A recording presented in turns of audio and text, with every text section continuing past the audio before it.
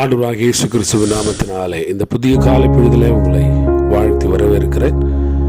கர்த்தர் ஒரு புதிய காலை பொழுதை நமக்கு கொடுத்திருக்கிறார். 1 பேதுருவின் புத்தகம் 5வது அதிகாரம் 7வது வசனம் நமக்கு மிக பரிச்சயமான ஒரு வேளை பல நேரங்களில் நம்மை ஊக்கப்படுத்துகிற ஒரு வசனமாக இருக்கிறது. ஆனால் அவைகளின்படி செய்கிறோமா அப்படிங்கிறது தான் இன்றைக்கு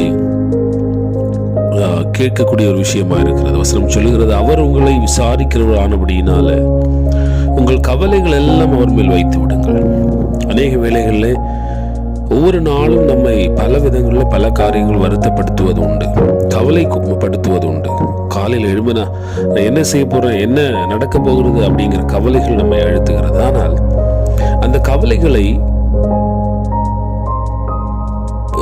ஏற்றுக்கொள்ளக்கூடிய இல்லை அதற்கு பதில் தரக்கூடிய ஒருவர் மேல் அவைகளை வைத்து விடுகிறோமா என்பதுதான் இன்றைக்கு கேள்விக்குறியான ஒன்றாக இருக்கிறது.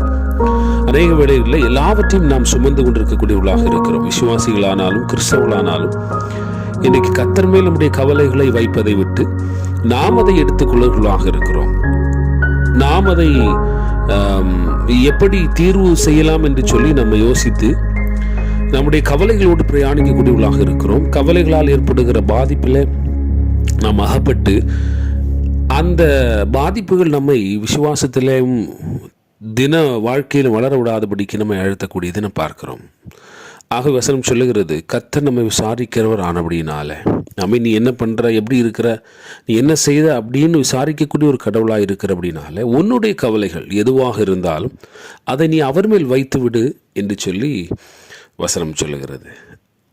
ஆகவே இந்த காலை பொழுதில் ஒருவேளை உங்களை கவலைப்படுத்துகிற எந்த விஷயங்களாக இருந்தாலும் அவர் உங்களை விசாரிக்கிறவர், அவர் உங்களை கேட்கிறவர் அப்படிங்கிற நம்பிக்கை உங்களுக்கு இருக்கும் என்று சொன்னால் அவர் மேல் வைத்து விடுங்கள்.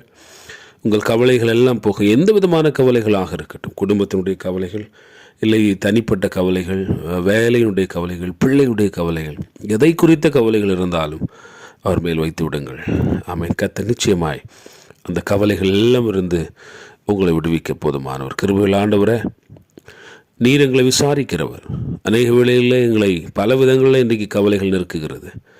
அவைகள் எல்லாவற்றையும் உங்கள் மேலே வைத்துக்கொள்ள எங்களுக்கு உதவி செய்யும். அப்பொழுது நாங்கள் ஆண்டவரை ஃப்ரீயாக்கப்படுறோம்.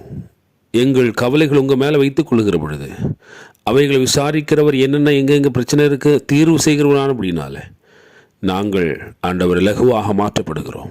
அவைகளுக்கு தீர்வு வருகிறதற்காக ஸ்தோத்திரம். இயேசுவின் நாமத்தில் கேட்க நல்ல பிதாவே. God bless you. God bless you.